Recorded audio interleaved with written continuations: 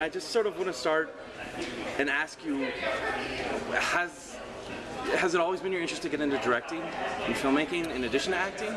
You know what, I guess it has. I mean, it's been really like this natural progression. I mean, I just really early on was so fortunate to kind of work with some pretty incredible directors. And you know, as an actor, you're just responsible for your role and your part in the story. And I think, you know, the more I continued to act, the more I became kind of fascinated and had this desire with how can, by having a little bit more control and how that can shape my performance better. And so yeah, I love every aspect of filmmaking, you know, and yeah. So how did this story in particular come about? What was the origin of The End of Love in terms of the inspiration for it? And I would assume having your son was part of it as well. And yeah, no, I mean, you know, the birth of my son kind of coincided, just smashed right up against me starting to think about, you know, I need to make another film. What's my next film going to be?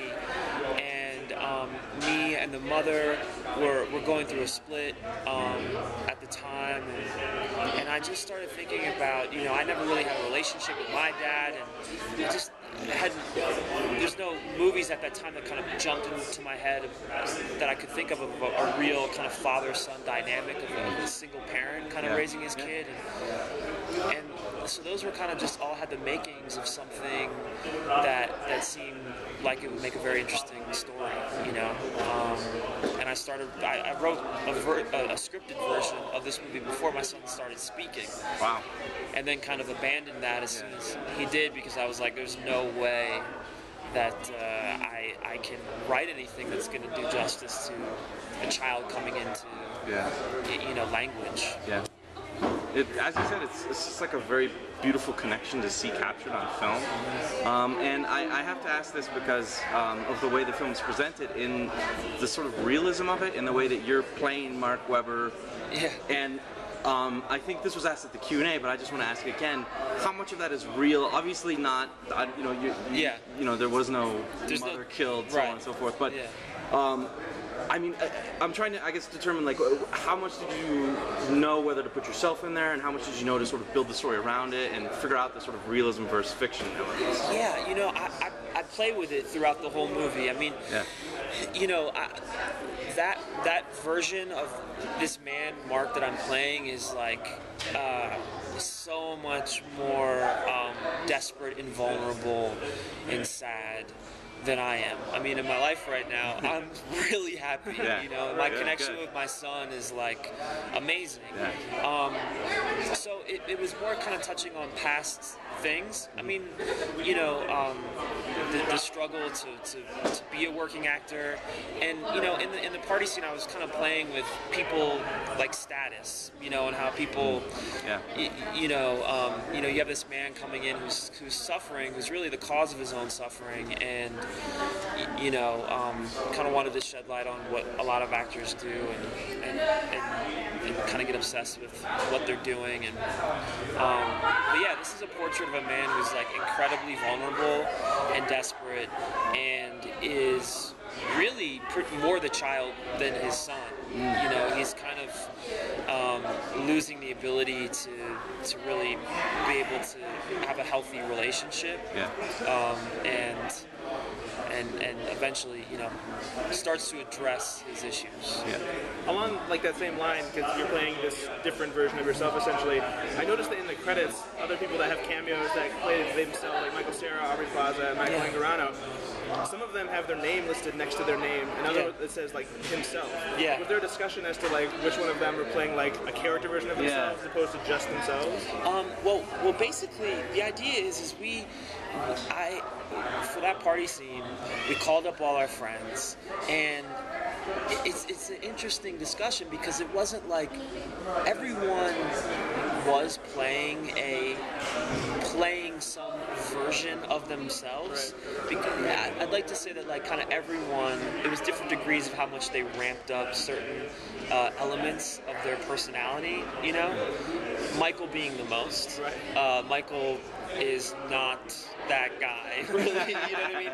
He doesn't pull a gun out of the party. He's not like that obnoxious about my railing, you know, it should be marble, you know, like, you know, he lives in a very modest place. And so that was a conscious decision on our part to kind of play with people's perception, kind of flip people's perception of what they think a young star would have in their way of being. And it was also just a nice juxtaposition for my character, you know, to show someone who's successful and young. And so everyone just was varying degrees about how much they wanted to play up you know, what they were doing. You know, Aubrey has that really dry, sarcastic, kind of cutting sense of humor. That's who she is as a person too. You know, so it was so intermeshed. You know, I found it fascinating in the sense that it sort of shows that an actor, like kind of like you're saying, give or take the party scene, that an actor doesn't live the most glorious life, and that you know, in your situation, even you are struggling to sort of live the life, and you're getting kicked out of your place, and you're just trying to raise your son, and that's what the focus is. That basically the actors are real people as well. Yeah, and I love seeing that. Thank you. I mean, there was an attempt on my part, you know, and I know that it was a challenge to try to make, you know, acting blue collar in a sense. You know what I mean? Because there's a whole other side of actors, and people assume if you're in movies, one, you must be like super famous, two, you must like have a shit ton of money, and you know, it's just not true. You know, like, and in my experience, you know, working predominantly in independent film, I mean, look, you're lucky if you can make 2 or 3 movies a year. The majority of the time, you sign up to these projects because they're great projects. The budgets are really small, so you're getting paid like a union minimum, and it ain't a lot of money. You know what I mean? So, for me, it's been like going from one job to the next and being like, you know.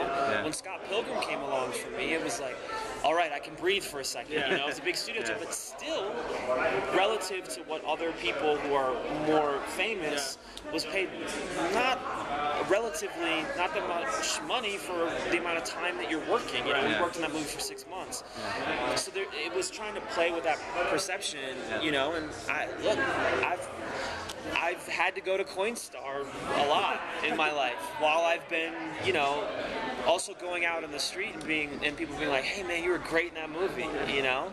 And so I wanted to kind of shed some life on that, but I also wanted it to just be there, you know? I wasn't trying to make any like commentary on it, you know what I mean? I wasn't trying to make a statement about class or any of that stuff, but it's just how it really is for a lot of actors.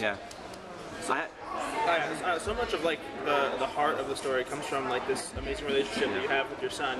And you said you had a scripted version of this movie before, but then at the Q&A you mentioned how you didn't feed your son any lines. Like all these conversations like just happened while you were filming. I get like, how hard was it to shape like your story around these conversations? Because like it just feels so seamless and perfect that like it came together perfectly. Like it's like a miracle.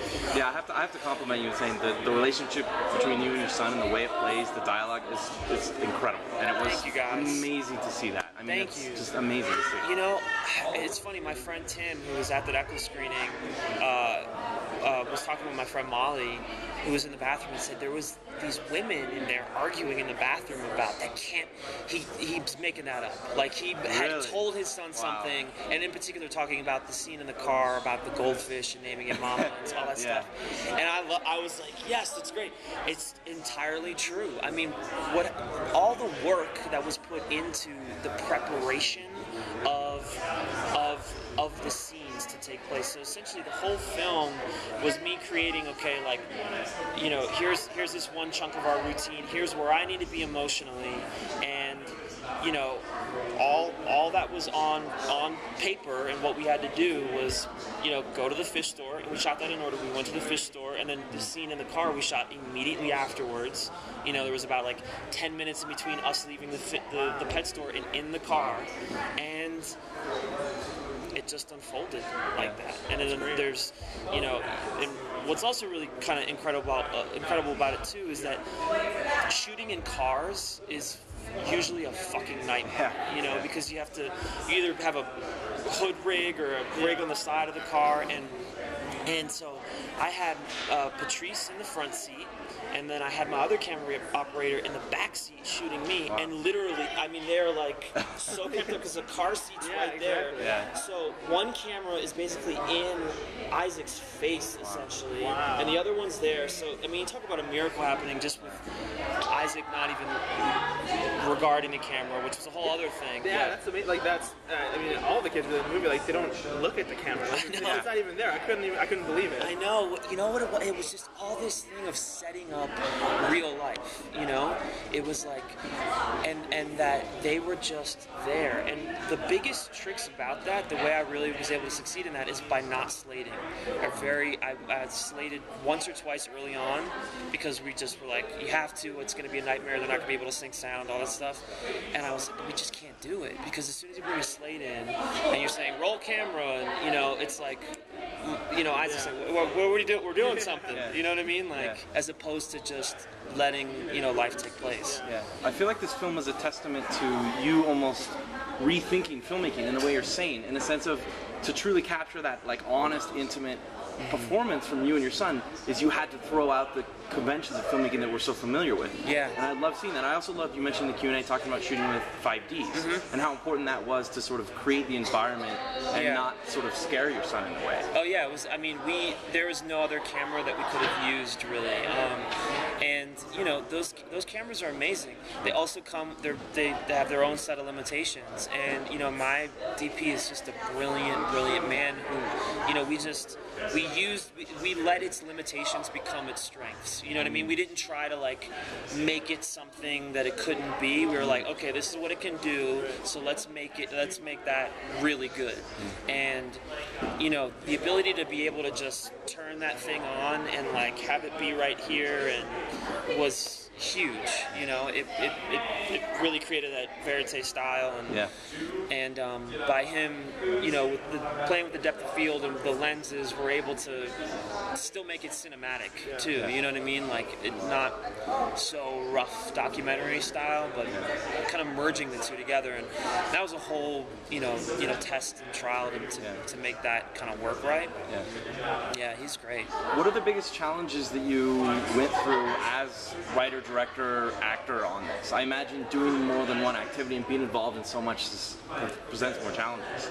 Yeah, you know, the hardest thing was just being a good dad at all times. You know, because I really, you know, I when we were shooting, it was just me and my two camera guys, and like my buddy Ray, who was like the PA extraordinaire. You know what I mean? It was basically like running out and grabbing a battery or changing. You know, he was the AC and he was like everything. You know what I mean? Like, and he'd never worked on a movie before.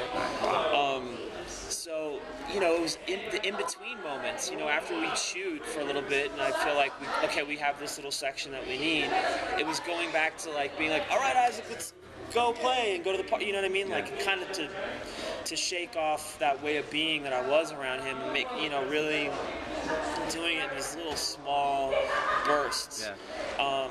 And so, yeah, just having to be a good parent throughout the whole process while playing not the greatest parent, but still okay. But that was the hardest part. It's interesting to hear. Do you think you see yourself directing in the future? Do you want to keep filmmaking? Oh, for sure. I mean, I love it so much, man. And being here this year as a filmmaker for the first time has just been an absolutely phenomenal experience. You know, I love making movies. You know, I really love putting them together. You know, I love the producing side of it of like, okay, you're a really great DP, and here are these actors I know, and like kind of organically also through discussions with them, like, hey, what's something you haven't done before? What can we do? You know, like that outlet that filmmaking provides me in that way is has got me going, you know, and it's kind of nice because then I can treat my acting career as a little bit more traditional in the sense that like I can just go and, you know, read a script, and if the character's great and I like the director, okay, I'll go be an actor. Right. And so I get fulfilled in that way, and then, you know, directing for me, I get to experiment more and you know, be that much more expressive, and also create opportunities for myself and other people. Yeah. What kind of other films do you see yourself getting involved in, since this is such an intimate, personal film? You know, I got a million ideas running through my head. What I do know is that I want to take what I learned from this process and try to apply it to something that's maybe a little bit more traditional, like even more like maybe a script. You know what I mean? Like you know, have a really great script, and then do it with the way I did it. You know, there's something really special about stripping it down and just seeing the reaction that my other friends, the actors, had when we shot that party scene, and even Shannon Sossaman, like, she was like, oh my god, like, this is amazing, you know, to work this way. And so I want to take that and apply that to something, you know, that's a little bit more polished maybe, and see what happens when that, you know, when those two kind of merge. You shot this obviously in a much less conventional way than a lot of the movies that you've worked on. Yeah. But is there anything like that you learned from directors like Lee Allen or Jim Jarmusch or Edgar Wright that like you brought with you to this movie? Yeah, it's like the collaboration. I mean, all those guys, like, it's like they know what they want, but they listen. You know, they listen and they're open to everything that's happening around them, and those make the most talented artists and filmmakers that there are. You know, like hands down, are people who have the ability to take it, get an idea from anybody on the set. You know. So that, you know, that to me was the biggest thing that I saw early on, you know, like kind of the directors who are like the evil dictators who are like, this is it, you know, and do it like this. Like, I don't know, you know, maybe that works for some people, but the ones who are like always open, you know, this film is such a collaborative process. It really is. And that's what's so beautiful about it, you know. It's like if I wanted to just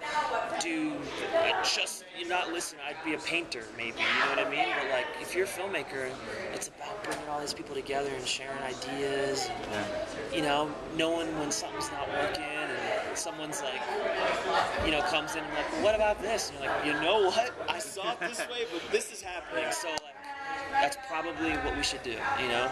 So, yeah. Awesome. Well, I think we're going to wrap it up, but thank you very much for your time. I you guys are awesome, man. When I saw